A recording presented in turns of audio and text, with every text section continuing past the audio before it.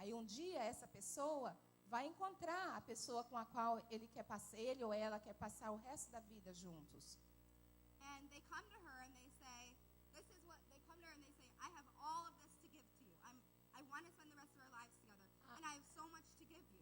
A outra pessoa vem até essa pessoa e diz, eu quero passar o resto das nossas vidas juntos, eu tenho tanto para te entregar. And then she says, E ela diz, this is all I have to give to you. isso é tudo que eu tenho, que me resta, que eu tenho para te dar. Is it much? Isso é suficiente? It's not a lot.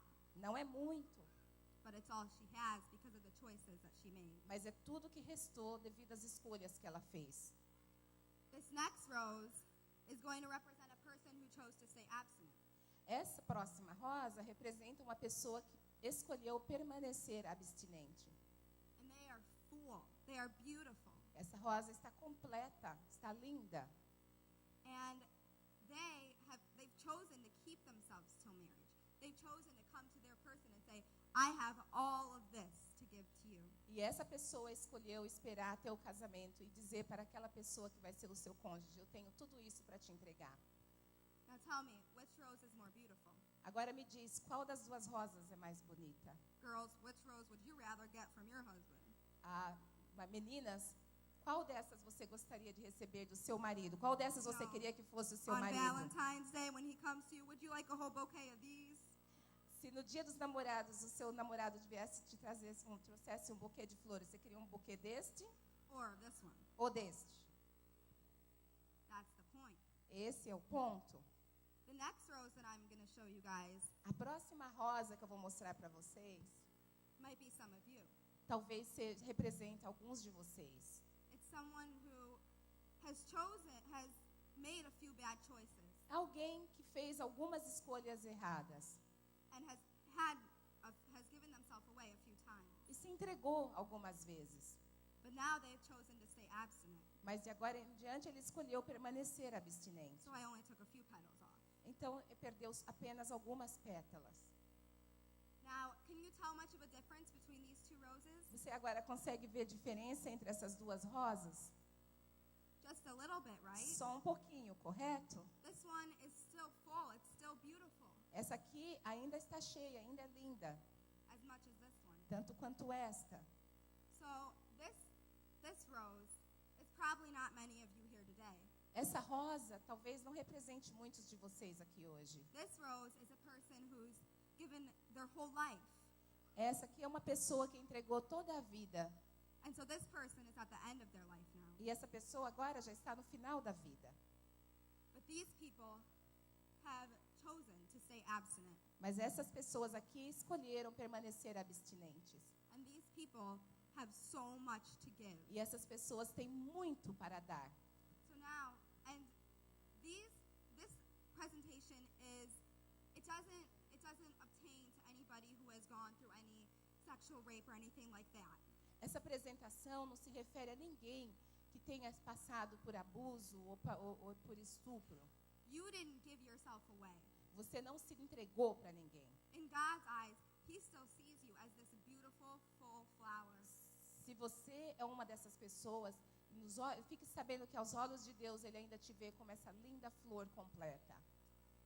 And so today, the rest of you have a choice. Então hoje, o resto de vocês tem uma escolha. You could choose to keep being this beautiful flower, Você pode escolher permanecer essa linda rosa, or even if you have made a few bad choices, you can choose to become this flower who still has so much to give. e mesmo que você já tenha feito algumas más escolhas, você ainda pode escolher ser essa linda flor que tem ainda muito a dar. And that's all. É só isso. Thank you. Obrigada.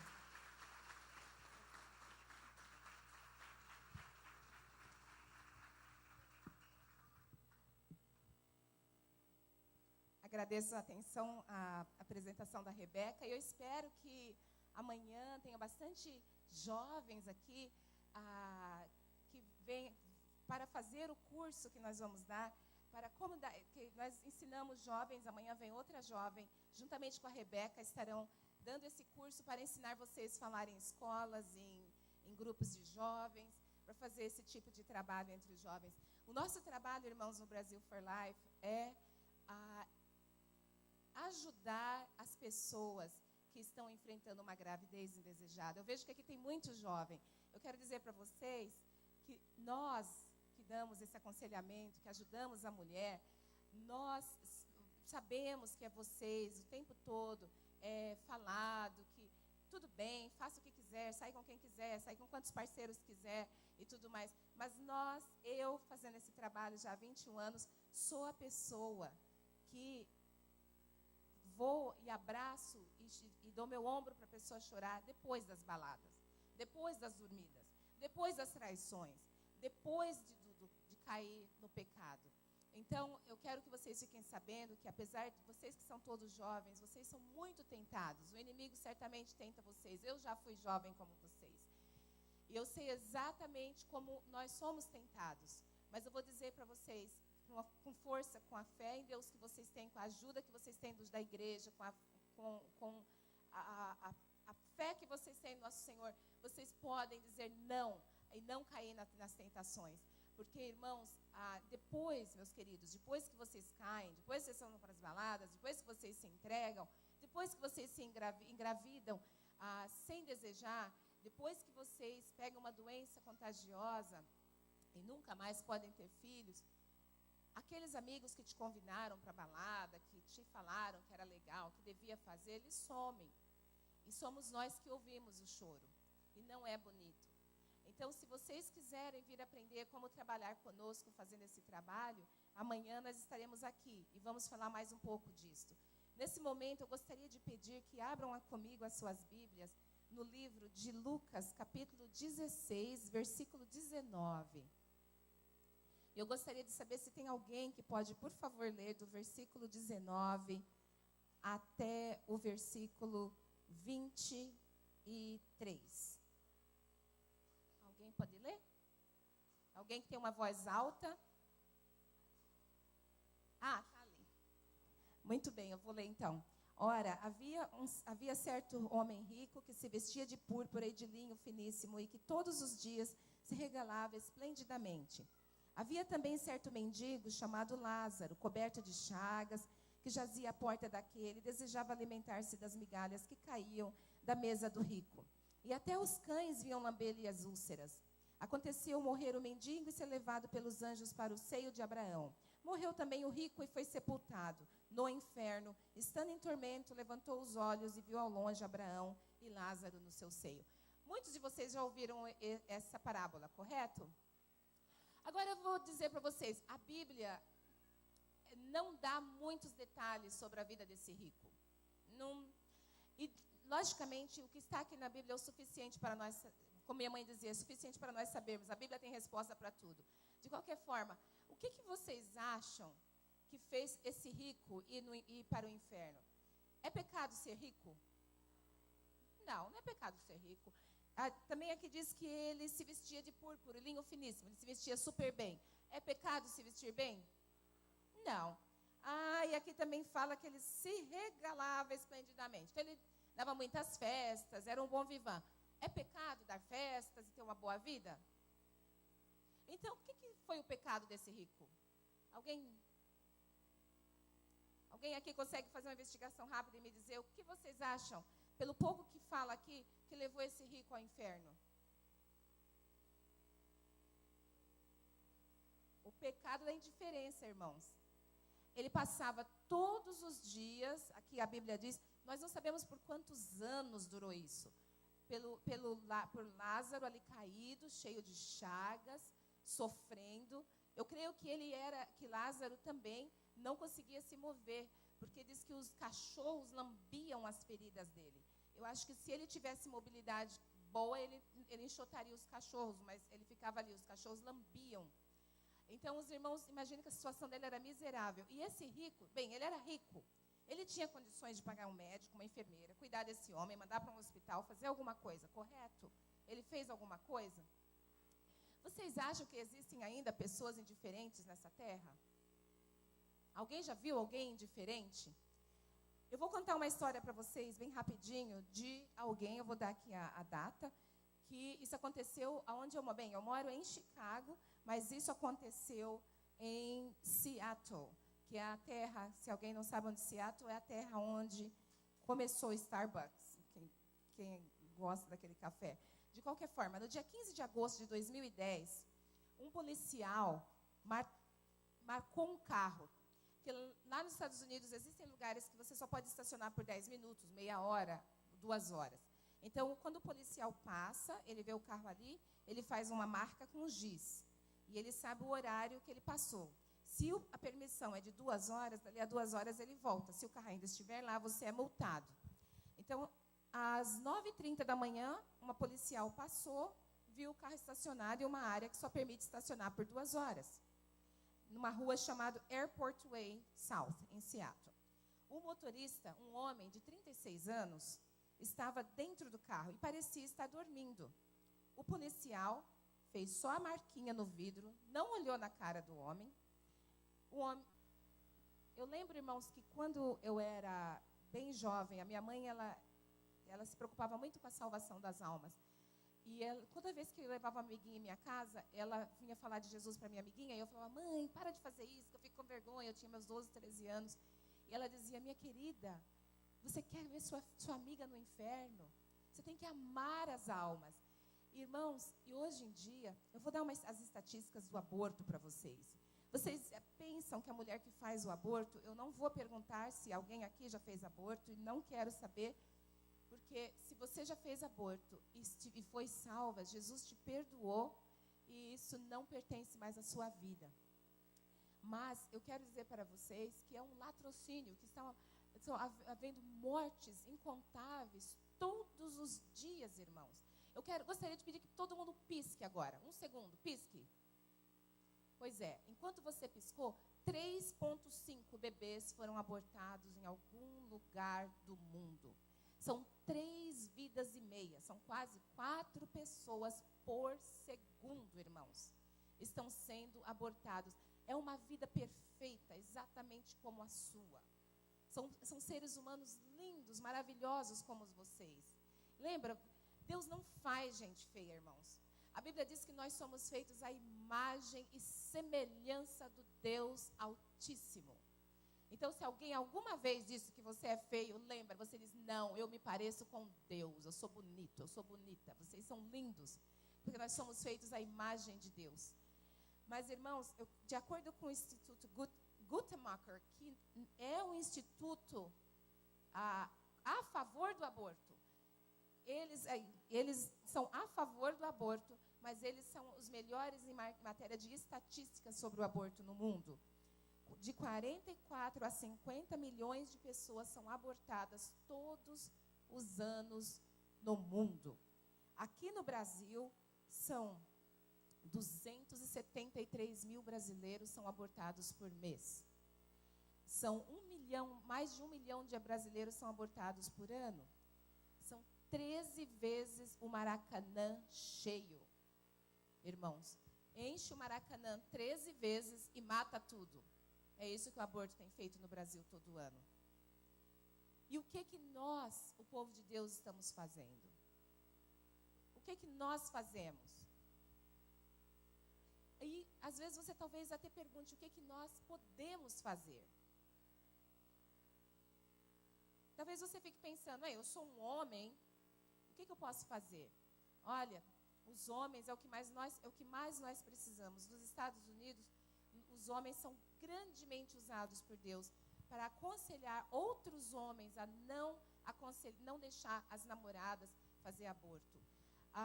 Nós temos o que nós chamamos de 40 Days for Life, 40 dias pela vida. Nós ficamos em frente às clínicas de aborto, durante o frio, durante o calor, da hora que a clínica abre, a hora que a clínica fecha. Nós temos a agenda. Uma igreja desse tamanho aqui daria para fazer 40 dias tranquilo. Cada um dá um nome e fala quantas horas vai poder ficar lá em frente. E nós ficamos orando pacificamente em frente à clínica. E quando as pessoas chegam para fazer o aborto, e às vezes as mulheres, lá nos Estados Unidos, podem fazer aborto até 9 meses, então a gente vê barrigas bem grandes às vezes. Antes delas chegarem à porta da clínica, nós tentamos interceptá-las e falamos para elas sobre o valor daquela criança, que é um ser humano, a santidade da vida humana. Fala a verdade. A vida não é linda, irmãos? Não é bom viver? Apesar das dificuldades, apesar de tudo que nós passamos, você gostaria de ter sido abortado? Então, irmãos, é isso que nós tentamos falar para essas pessoas. Nós ficamos em frente, amanhã eu vou ver se eu mostro fotos para vocês. Desculpa, nós ficamos orando, só orando. Nós começamos a fazer esse trabalho em 2002. Irmãos, e pela misericórdia de Deus, agora nós chegamos a um ponto. Este ano, para a glória de Deus, nós temos mais núcleo de apoio a grávidas do que a clínicas de aborto. No ano passado, pela misericórdia de Deus, só orando pacificamente, 87 clínicas de aborto fecharam. Glória a Jesus. E nessas clínicas, glória a Deus, a todo louvor seja dado a Deus. Há poder na oração, irmãos. Há poder na oração. E eu vou dizer para vocês, nós somos poucos, muito poucos. Sabe por quê? É muito fácil, por exemplo, vamos salvar as baleias. Aí você põe aquele monte de foto de baleia, pulando. Eu amo as baleias. Eu amo tudo que Deus criou. Eu tenho paixão por baleias. Mas vamos então salvar os golfinhos, os cãezinhos, os gatinhos. Mas as pessoas veem os cãezinhos, veem os gatinhos, veem as baleias. Mas quando nós falamos assim, vamos salvar o bebê do aborto, ninguém vê o bebê. Ninguém sabe o que o bebê sofre. E amanhã eu vou passar um filme para vocês do aborto de dentro para fora. Vocês, quando vierem amanhã, vão ver como que é feito. O que o bebê sente, o que o bebê faz, o que ele faz para se defender quando está tentando ser abortado. O bebezinho é inteligente, muito cedo ele já começa, com 10 horas já começa a bater o coraçãozinho, e ele sabe o que está acontecendo. Mas nós não vemos os bebês. Eu creio que é por isso que muita gente não tem, totalmente, não tem sensibilidade, não sente o que está acontecendo, irmãos, quando uma criança é morta em nome da liberdade da mulher. Mas aqui no Brasil, no nosso movimento 40 Dias por Vida, o ano passado fechamos 87 clínicas. E a essas alturas nós já estamos com 68 clínicas fechadas, pela misericórdia de Deus. E cada clínica recebe uma média de 60 mulheres por dia. Algumas fazem aborto, outras não. Outras só vão para pegar informação. Mas é uma média de 60 mulheres por dia. Então, 87 clínicas fechadas é uma bênção muito grande, irmãos, uma vitória muito grande para o nosso Deus. E o aborto foi legalizado nos Estados Unidos em 1970, e desde então nós começamos a fazer esse trabalho, e também participamos da Marcha pela Vida, e nós caminhamos, irmãos, milhas e milhas, segurando placas e falando como nós amamos esses bebês e que essas crianças são realmente pessoas especiais. Na Marcha pela Vida, haviam 150 mil pessoas. A única coisa, assim, para mim, que é muito triste, é o fato de que, nos Estados Unidos, as pessoas mais envolvidas contra o aborto são apenas católicos. Evangélicos têm uma quantidade muito pouca, ao ponto de que, o ano passado, quando eu fui para a Marcha pela Vida em Washington, eu não encontrei um grupo de evangélicos, eu tive que me agrupar a uma arquidiocese lá de Ohio, de não sei aonde, porque todo mundo fica em grupos, orando e caminhando, segurando placas.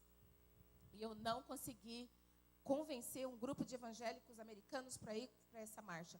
Então, é muito triste, e agora os próprios promotores da marcha estão tentando conquistar os evangélicos a fazer esse trabalho.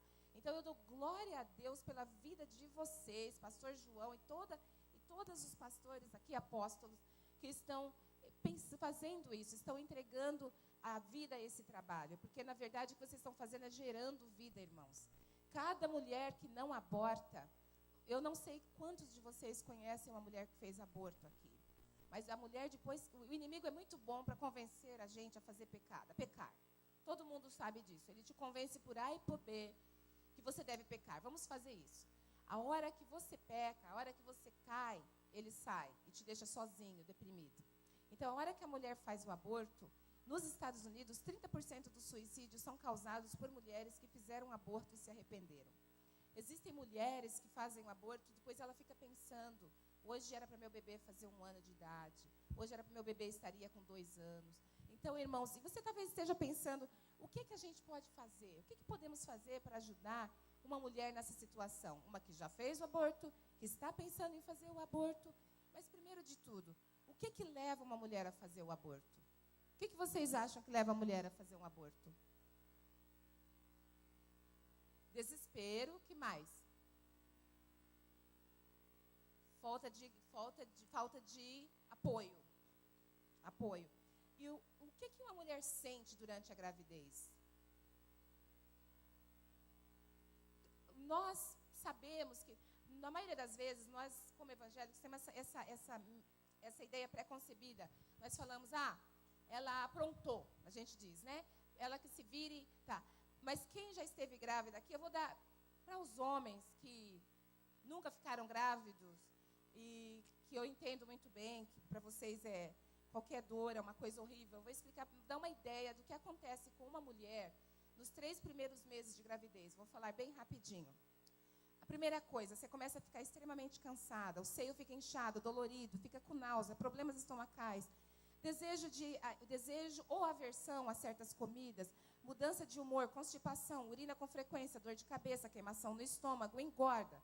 Segundo trimestre, o corpo todo dói, costas, abdômen, virilhas. As estrias aparecem no abdômen, no seio, nas coxas, a pele escurece em certas partes do corpo, a pele do rosto fica manchada, as mãos ficam dormentes. Aí você começa a ter coceira no abdômen, palmas das mãos e sola do pé também tem coceira, inchaço do tornozelo, dedos e face. Terceiro trimestre, varizes, cãibras nas pernas, falta de ar, queimação no estômago, pé inchado, umbigo inchado, dificuldade para dormir, bebê move muito, contrações. Para os homens, não adianta explicar muito, é mais ou menos igual quando você está com gripe, tá? Para os homens. Agora, mas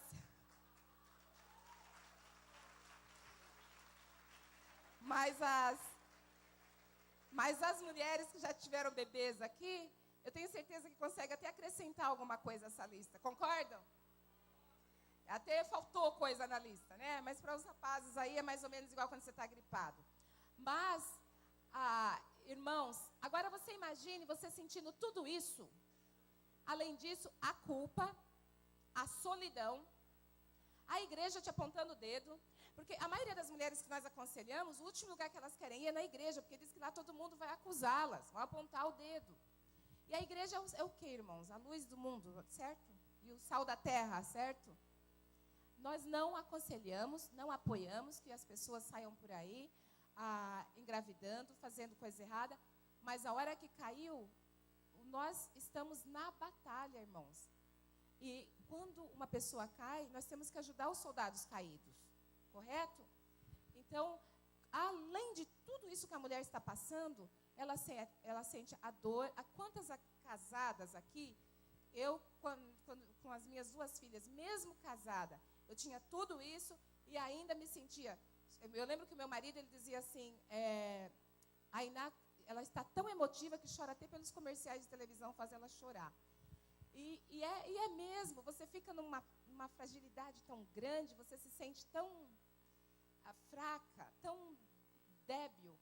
E agora imagine tudo isso sem um companheiro, com todo mundo te criticando, com todo mundo falando mal de você, dizendo que você não vai conseguir, que a sua vida acabou, que a sua vida está arruinada, e sentindo tudo isso.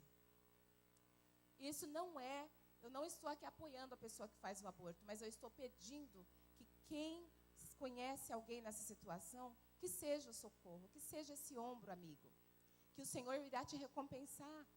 O nosso trabalho, irmãos, o trabalho que nós fazemos para ajudar essas mulheres consiste de, quando elas chegam na nossa clínica, no nosso núcleo, ou aqui na igreja, quando abrir o núcleo de ajuda, nós primeiro avisamos, fazemos propagandas. O Senhor tem sido misericordioso para conosco. Eu sinto que quando nós fazemos a obra de Deus, o Senhor vai abrindo as portas. Conforme nós vamos pisando, o Senhor vai criando o chão embaixo. Vamos pisando, o Senhor vai criando o chão embaixo.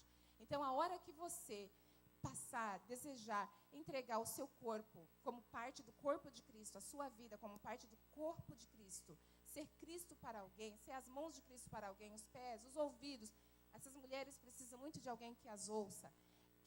Quando você decide fazer isso, irmãos, o Senhor vai abrindo as portas para você. E você vai ajudando e você vai sendo cada vez mais abençoada. Só o Senhor sabe o quanto, só eu sei o quanto o Senhor tem me abençoado desde que eu comecei a fazer esse trabalho com os milhares de voluntários. Nós começamos em maio de 2000. Até hoje, mais de 10 mil mulheres já passaram pelas nossas portas. E nós e temos muito a fazer, irmãos, muito a fazer. 10 mil crianças salvas do aborto não é nada perto do muito que tem a ser feito. Mas nós precisamos de homens que tenham coragem de chegar para outro homem e falar, não deixa ela fazer o aborto. Dá uma força, fica com ela, casa com ela, fica com essa pessoa. Não deixa sua irmã fazer o aborto, não deixa sua tia fazer o aborto. Tem muito homem que dá dinheiro para a namorada fazer aborto. E nada como outro homem falando com eles para evitar isso. E nós, mulheres, quando elas vêm ao nosso núcleo, nós fazemos o teste de gravidez gratuito. E antes de dar resposta, nós lemos na Bíblia, à luz da Bíblia, o valor daquela criança. O valor da santidade da vida. E perguntamos se ela tem alguém que vai querer poder ajudá-la. É um curso todinho de aconselhamento que nós estaremos dando aqui amanhã e depois. Mas depois disso, irmãos, nós temos vários trabalhos que você pode fazer. Nós temos irmãs totalmente incapacitadas fisicamente, mas nós recebemos doações de roupas. Essas irmãs, elas colocam botão, elas passam essas roupas, elas dobram, colocam no saquinho e mandam para os nossos núcleos. Quando essas mulheres finalmente têm os bebês, nós visitamos. Tem as irmãs que fazem só visitas aos hospitais, não, tudo bem, fazem visitas aos hospitais. E elas, quando a pessoa tem o bebê, irmãos, não sei quantos de vocês já tiveram bebê, mas depois que você tem o bebê, você olha para aquela criaturazinha e você diz, e agora? Não tem manual, né? E se você tem companheiros, pessoas, a mãe, pessoas para ajudar, ótimo. Mas se você não tem, se tudo que você tem é gente apontando o dedo para você, você entra em desespero. Mas nós estamos lá com ela no hospital. Nós saímos do hospital com ela, levamos para casa, aconselhamos. E o que tem sido provado é 78% de mulheres que já fizeram aborto fazem o segundo aborto. Mas mulheres que passaram, que tiveram o bebê, dificilmente engravidam novamente por uma gravidez indesejada, porque elas sabem como foi difícil. Então, meus queridos, nós temos muito a fazer, existe muita coisa que você pode fazer, você pode ser usado por Deus para ajudar essas pessoas, você pode diminuir esse número. Eu comecei a trabalhar, fazendo esse trabalho há 21 anos, agora, pela misericórdia